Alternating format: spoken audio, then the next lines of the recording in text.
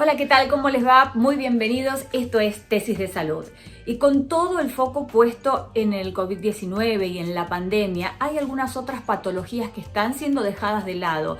Y los profesionales de la salud están un poco preocupados porque hay pacientes que deberían estar haciendo consultas y no están concurriendo justamente a los consultorios médicos, muchas veces por miedo. Por eso hoy en Tesis de Salud queremos abocarnos a distintas especialidades, hablando con muchos profesionales sobre cuestiones de vital importancia, sobre todo en estos tiempos de confinamiento.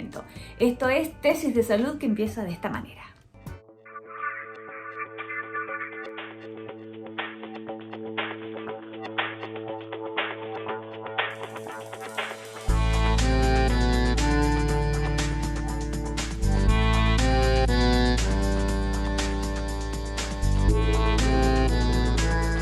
Está con nosotros el doctor Marcelo Alac. Y doctor, queremos preguntarte cuál es la situación en estos momentos en relación al COVID-19 y cuál es la evidencia científica que hay de la relación entre el COVID-19 y las enfermedades cardiovasculares. Bueno, en sí, para analizar cómo está la situación me parece importante traer dos afirmaciones que nos pueden encaminar un poquitito el razonamiento, ¿no? A ver, el COVID-19 identifica vulnerabilidades. Los pacientes con factores de riesgo cardiovascular y enfermedad cardiovascular son una población vulnerable.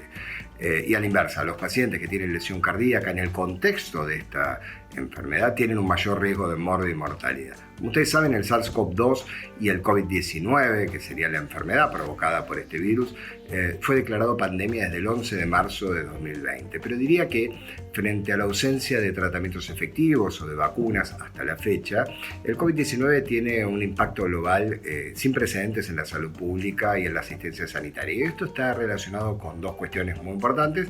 Primero, la necesidad de camas de terapia intensiva y eventualmente de ventilación mecánica, y después, por otro lado, la necesidad de redistribución y reorganización de los recursos dentro de los hospitales. Pero esto tiene que ser hecho de una manera muy racional, porque hay recursos humanos que son muy difíciles de reemplazar en el caso de que esos médicos tengan que pasar a la cuarentena. Doy el ejemplo con los cardiólogos intervencionistas que podemos tener la necesidad de asistir a un paciente con un infarto, por ejemplo.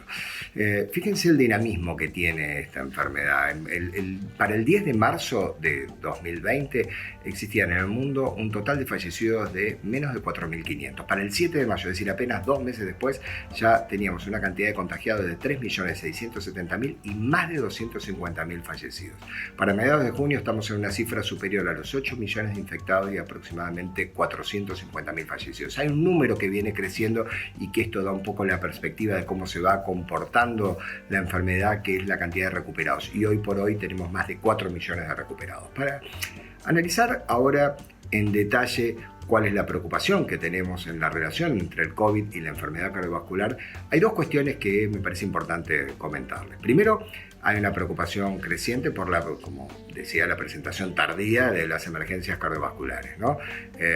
Los pacientes con COVID y con sospecha de la enfermedad tienen que ser tratados y asistidos en forma inmediata, pero no se deben descuidar los otros motivos de consulta. Hay un trabajo publicado hace apenas algunas semanas por gente de Hong Kong, donde vieron que el tiempo de demora desde el comienzo de los síntomas hasta el primer contacto se cuadruplicó y pasó de aproximadamente 80 minutos a 320 minutos para que haya ese primer contacto. Pero también ocurre que dentro de la institución hospitalaria, desde el tiempo de la llegada del paciente hasta la colocación del dispositivo también aumentó ese tiempo, lo mismo que desde la llegada al laboratorio de cateterismo hasta la colocación del dispositivo. Es decir, todas las medidas que se tienen que ir tomando con este grupo de pacientes, me refiero a los elementos de protección personal, hace que estos tiempos se vayan incrementando. Por otro lado, eso desde el lado de lo que sería la atención sanitaria. Por otro lado, los pacientes, a su vez, tienen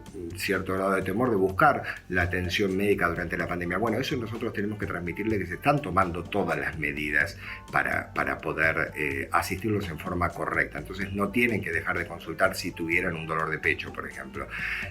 No hay que descuidar la enfermedad cardiovascular, que es la principal causa de muerte. Y les doy un ejemplo, tomando como fuente el Ministerio de Salud del año 2013, que se hizo en base al Censo Poblacional de 2010.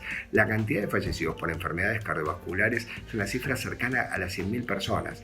Esto se dio a lo largo de todo el país. Y el SARS-CoV-2 no solo causa una infección respiratoria viral, sino que también tiene muchas implicancias para todo el sistema cardiovascular. Los factores de riesgo para el COVID-19 identificados son el sexo masculino, la edad avanzada, la diabetes, la hipertensión, la obesidad. Esto se reportó en muchos informes recientes. Pero los pacientes con enfermedad cardiovascular y cerebrovascular establecida se identificaron además como poblaciones potencialmente muy vulnerables a una mayor mortalidad cuando sufren de COVID-19. Por esto, digamos, es importante tomar la experiencia de brotes anteriores, ¿no? Las complicaciones cardíacas en el SARS fueron justamente muchas cardiovasculares, ¿no? Hipotensión, miocarditis, arritmias, muerte súbita. El MERS se asoció a miocarditis e insuficiencia cardíaca. Ahora, en épocas de COVID-19, hay un estudio muy reciente, elaborado en la ciudad de Nueva York, donde se informó una incidencia de hipertensión arterial por encima de las medias habituales que uno encuentra en cualquier reporte, cualquier registro. Una hipertensión cercana al 60%, obesidad 40%, diabetes 33%, enfermedad coronaria 11%. Es decir, estamos hablando de enfermedades que contribuyen a la propagación de este virus. Nos acompaña también hoy el doctor Leandro Manzotti, gastroenterólogo, y concretamente nos vamos a abocar a la dispepsia. Doctor, ¿de qué se trata? ¿En qué consiste y cuáles son las causas? La dispepsia es el disconfort, el dolor, las molestias abdominales, generalmente en la parte superior del abdomen, que generalmente van acompañadas de eructos, de gases, a veces de náuseas. Muchas veces también el paciente lo que siente es esa saciedad inmediatamente después de comer algo, y lo que típicamente nos refieren en el consultorio es que comen y se hinchan, se sienten inflados como un globo después de comer, o también muchas veces pasa que se despiertan flaquitos, por así decirlo, y en el transcurso del día van desarrollando una panza más prominente, ¿sí? Producto de la retención de esos gases. Ahora bien, ¿cuál es la causa? No hay una causa clara que sea la que ocasione la dispepsia. La dispepsia está dentro de las enfermedades que llamamos funcionales, y para poder diagnosticar un paciente con una enfermedad funcional, en realidad lo que hay que hacer es escuchar bien el relato del paciente y descartar otras enfermedades que pueden producir síntomas parecidos. Para ello, dependiendo el paciente, los riesgos, las comorbilidades del paciente, vamos a hacer uno o más estudios, ¿sí? Que nos permitan descartar todas esas otras enfermedades que pueden confundirnos con estos síntomas. ¿Y cuáles son los síntomas que presenta y cómo hacemos para prevenirla? Bueno, como decíamos recién, no hay un estudio determinado que haciéndolo podamos arribar al diagnóstico de dispepsia. Es un diagnóstico de descarte, para lo cual tenemos que descartar diferentes enfermedades que producen síntomas similares. Y para ello vamos a descartar las enfermedades más prevalentes, las más frecuentes. Entre ellas vamos a descartar enfermedad celíaca, que lo vamos a hacer haciendo un análisis de sangre. Si nos llega a dar positivo, recién ahí pedimos la endoscopía. Otra enfermedad bastante frecuente es el sobrecrecimiento bacteriano, en la cual hay un exceso de bacterias, o las bacterias que hay producen un exceso de gases que producen síntomas similares a los de la dispepsia, ¿sí? Para llegar al diagnóstico de sobrecrecimiento bacteriano se hace un estudio que se llama test de aire expirado, en la cual el paciente sopla un aparatito y esto nos va a arrojar un resultado, y si es positivo habrá que hacer un tratamiento antibiótico. Las intolerancias alimenticias también son bastante frecuentes y producen estos síntomas similares, ¿sí? Intolerancia al gluten, intolerancia a la lactosa, intolerancia a la fructosa, que es menos frecuente, y también se estudia de la misma forma que el sobrecrecimiento bacteriano. Otra cosa que siempre tenemos que descartar antes de pensar que un paciente tiene un cuadro dispéptico es la constipación. Muchas veces hay pacientes que son constipados, que tienen una constipación pertinaz, y si tratamos bien la constipación, el paciente se le van los síntomas que hacía confundir con este cuadro dispéptico. Bien, así que bueno, esa sería la forma de hacer el diagnóstico. Y lo otro es ¿cuándo no debería dejar de consultar un paciente? Bueno, esta pregunta es muy importante porque, digamos, un paciente puede tener síntomas y no ir a la consulta porque, bueno, los tolera, se acostumbra, los humanos somos bichos de costumbre, entonces por ahí tenemos un síntoma y no consultamos o no nos preocupamos. Pero hay momentos que sí o sí habría que consultar, ¿sí? Si una persona empieza a tener deposiciones con sangre, ¿sí? Es muy importante consultar. Si empieza a alterar su forma de ir de cuerpo, iba regularmente de una forma y empieza a alterar diarrea, constipación, tiene que consultar, porque eso nos puede hablar de que hay algo malo, más allá de que no sea un cuadro funcional. Si empieza a perder peso, sin una explicación, no en el caso de que esté haciendo una dieta, pero si empieza a perder peso en forma involuntaria, hay que estudiar a ese paciente, así que en esos casos hay que consultar. Otras ocasiones que sí o sí hay que consultar si hay un cuadro de náuseas persistentes que se mantienen en el tiempo y que no mejoran, o dolor que se mantiene en el tiempo y no mejora. En esos casos es conveniente hacer una consulta para descartar que no haya ninguna otra cosa. A partir de los 40 años, tus articulaciones se empiezan a desgastar. Elegí atacar solamente el dolor o atacar la causa que lo genera. Curflex te ayuda a restablecer la flexibilidad de tus articulaciones. Curflex, seguí haciendo lo que disfrutás. Y vamos a hablar ahora de los más pequeños, de los chicos que han pasado por distintos estados a lo largo de esta cuarentena tan extensa. Estamos con Rogelio Dovidio, médico con enfoque holístico. Y Rogelio, sobre esto queremos consultarte, sobre los chicos. ¿Cómo los afecta el encierro? El tema de la cuarentena y los niños es un tema que se toca poco en los medios y es algo ultra importante. Todos aquellos que tienen niños en su casa van a acordar con esto que estoy diciendo ahora. Los niños necesitan, así como necesitan los alimentos, también necesitan la expresión a través del juego, de la expresión corporal. Los niños son cachorros, como imagínense un potrillo, un perro, un gato. Los niños necesitan moverse constantemente y están encerrados muchas veces en un espacio pequeño, porque uno dice, bueno, que se queden en la casa, la cuarentena, está todo muy bien, ¿no? Más allá de que en realidad la cuarentena en las escuelas y todo esto fue más una presión de los padres que de lo que realmente ocurre con la epidemiología y los niños. Porque en realidad no hay muertes en menores de 9 años, prácticamente es despreciable la cifra en el mundo. Los niños no tienen enfermedades severas con COVID. Sin embargo, bueno, ok, resolvemos hacer la cuarentena con los niños también, las escuelas cerradas, todo esto. ¿Qué pasa con un niño cuando lo encerras en un departamento de 2 ambientes o de 3 ambientes? Ni hablar en una casilla, en una villa, con 8 personas más o 6 personas más. No saben qué hacer, empiezan a desesperarse, necesitan correr, necesitan moverse. Y además, esta cosa de que todo el tiempo les corren, igual que a los adultos, que les corren la fecha en la cual van a poder salir, es inentendible para los adultos, imagínense para un niño. Entonces, esto lo que deriva es en problemas. Tratar de sacar a un niño un par de horas un fin de semana es como poco. Y todos los que tienen hijos saben lo que yo estoy diciendo. A las 3 de la tarde, 4 de la tarde, uno ya no sabe qué hacer con esos chicos, porque necesitan moverse, entonces anda con el triciclo adentro del living, o saltando, o corriendo, o etc. Entonces hay que prestar mucha atención al tema de la cuarentena, el aislamiento y los niños. ¿Y cómo maneja un chico la ansiedad? ¿Y cómo podemos ayudarlo? Otro tema es el tema de la ansiedad. ¿Existe la ansiedad en niños? Existe, y hay trastornos de ansiedad en niños. El tema es que un chiquito hasta los 7-8 años no tiene ni pensamiento, y por supuesto como no tiene pensamiento abstracto, no va a tener lenguaje abstracto. Entonces el chico no va a decir, estoy angustiado, la incertidumbre me mata, estoy extrañando a mis amigos, tengo un desasosiego. Estas son palabras de los adultos, no de los niños. Entonces, ¿qué pasa con los niños?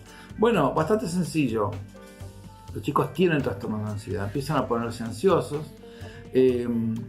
Hay pensamientos como de... Los niños tienen pensamiento mágico.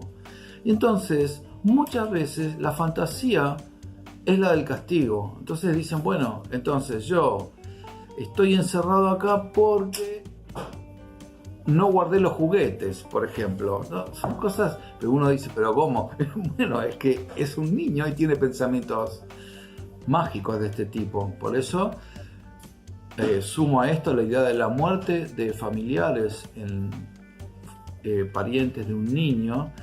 Hay que decírselo concretamente, porque si no, la fantasía del niño es que el abuelo o el tío o el padrino se murió porque yo rompí la pelota o perdí una pelota, ¿entendés? Entonces esto es importante comprenderlo cuando de niños se trata, porque tienen este pensamiento mágico que los adultos no tenemos. Y con respecto a la ansiedad, hay mucha ansiedad en niños. El tema es que la ansiedad no es como la vivimos nosotros. Nosotros tenemos una sensación rara en la boca del estómago, nos ponemos inquietos. Bueno, los niños son iguales, pero los niños tienen básicamente dos modos de expresión de su ansiedad que son distintas a los de los adultos. Uno, trastornos de conducta. Lo ponen en conducta, no lo ponen en lenguaje, lo ponen en la conducta. Dos, lo ponen en el cuerpo y se enferman. Entonces, los niños que tienen ansiedad pueden tener cambios de conducta brutales. Y esto se ve en las escuelas. Un chico que empieza con trastornos de ansiedad, de golpe es un chico súper tranquilo y de golpe le parte un banco en la cabeza a un amigo. Y uno dice, pero ¿cómo? Si era un santo, pero ahora está ansioso. Y entonces lo ponen en conductas. O al revés, era un excelente alumno y deja de serlo. Este es un trastorno para observar detenidamente en un niño. Dos, lo meten en el cuerpo. Los chicos, dolor de panza, dolor de cabeza. Esto hay que pensar muchas veces si el chico no está teniendo algo en su interior que lo está alterando y que le está generando ansiedad. Por lo tanto, la ansiedad en niños, y sobre todo en esta cuarentena donde todos están ansiosos y el chico no percibe muy bien qué es lo que está pasando, el miedo se cuela por la puerta y por las ventanas, y los niños no saben expresar esto y lo van a expresar a través de la conducta y se van a portar horrible o se van a enfermar físicamente, y esto lo vemos todo el tiempo.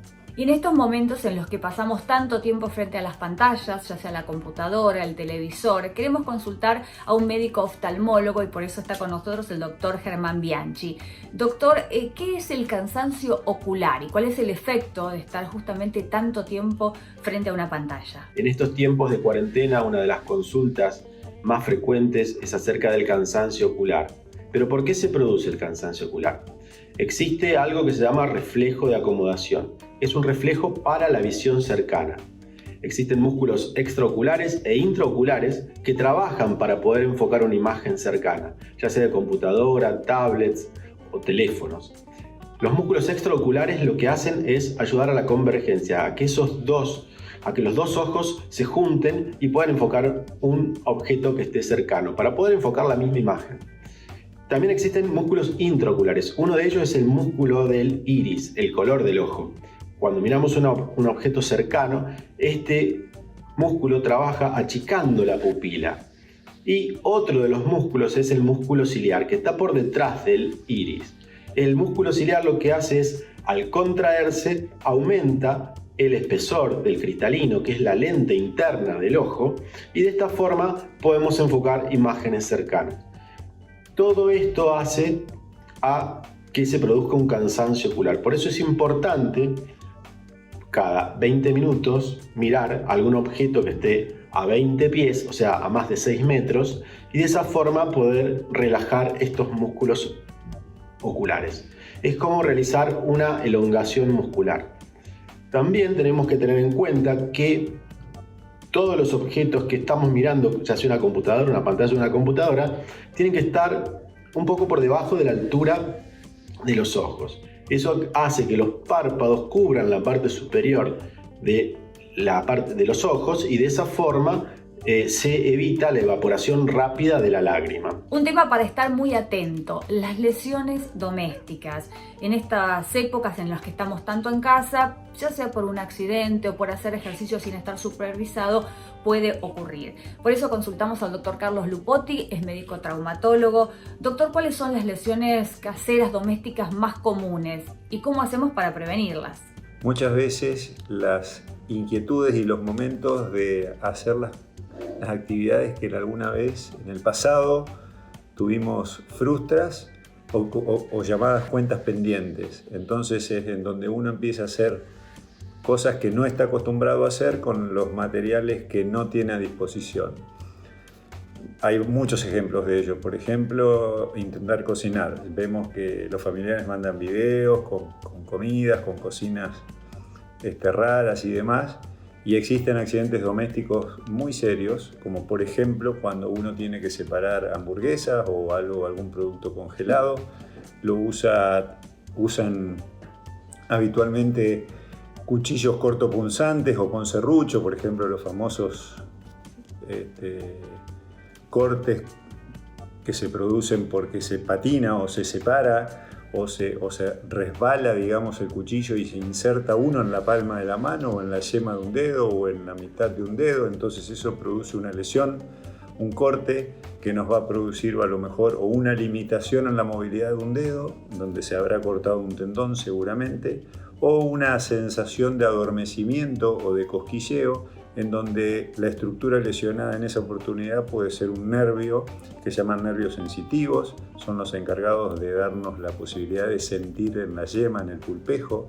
Cuando tenemos una disminución de la sensibilidad o directamente una anestesia, no sentimos el borde, la lesión es prácticamente donde está hablando de una sección parcial o completa de un nervio sensitivo colateral.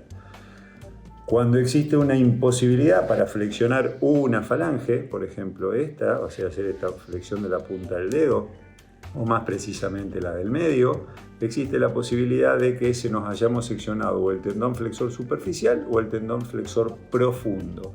Existen distintas maniobras, eso es una urgencia quirúrgica, no para resolver en el momento, pero sí para concurrir a una guardia en donde se haga una limpieza de la herida, una sutura si es necesario, y después se lo difiere a un especialista para que con técnicas especiales se haga la reconstrucción y la reparación. Pero también existen otras lesiones, como por ejemplo hacer un mueble o ponerse a trabajar con utensilios de carpintería donde no se puede martillar un dedo, golpear una mano, doblar, enganchar el dedo con una máquina o con un taladro. Eso genera muchas veces lesiones puntuales, severas, por torsión, porque se enganchan los dedos en el motor, digamos, de lo que es el taladro, y se producen fracturas de falange o esguinces o luxaciones de los nudillos de las articulaciones. También nos podemos dedicar a pintar el techo de casa o arreglar un placar o simplemente acomodar la ropa, y nos trepamos a lugares donde no estamos habitualmente capacitados para hacerlo. Podemos patinar, caer y en ese traumatismo producir una fractura de muñeca, una luxación de codo, nos podemos romper el hombro, se puede producir una ruptura del manguito rotador, famoso manguito rotador, que es el grupo, bueno, ya sabemos, de músculos y tendones encargados de movilizarlo, y eso traer, digamos, aparejado dolor, sobre todo de noche, y impotencia funcional. Eso también necesita ser atendido y resuelto. Cuanto más tiempo se dilatan estas patologías en la resolución, sobre todo de las cosas agudas, siempre peor es el pronóstico y el resultado. En este tiempo también es habitual ver, por tanto tiempo de encierro, descargas de tensiones en donde uno aplica un golpe de puño a una pared, entonces se produce una fractura de boxeador en el quinto metacarpiano. Muchas veces esas fracturas pueden estar desplazadas y necesitan ser acomodadas, o sea, reducidas e inmovilizadas, y muchas veces no se desplazan y con el mero hecho de colocar una inmovilización el tratamiento habrá terminado, pero necesitan ser tratadas. Otro ítem dentro de casa y que también está muy de moda es hacer gimnasia en casa. Y bueno, y está bien y así debe ser. Y cuando se puede hacer ejercicio aeróbico, porque hay espacio, por ejemplo, subir y bajar escaleras, saltar una soga, todo lo que nos dé un poquito de mejora en nuestra parte cardíaca mejor, o sea, una bicicleta fija, un remo, lo que ustedes puedan tener, está bueno hacerlo. No hay que olvidarse de que siempre hay que elongar bien antes de comenzar la actividad y elongar muy bien cuando uno termina esa actividad. Y de esta manera llegamos al final del programa de hoy. Recordá que tenés que seguir tomando todos los recaudos aconsejados y te esperamos la próxima semana para seguir acompañándonos, porque juntos nos cuidamos mejor. Hasta la próxima.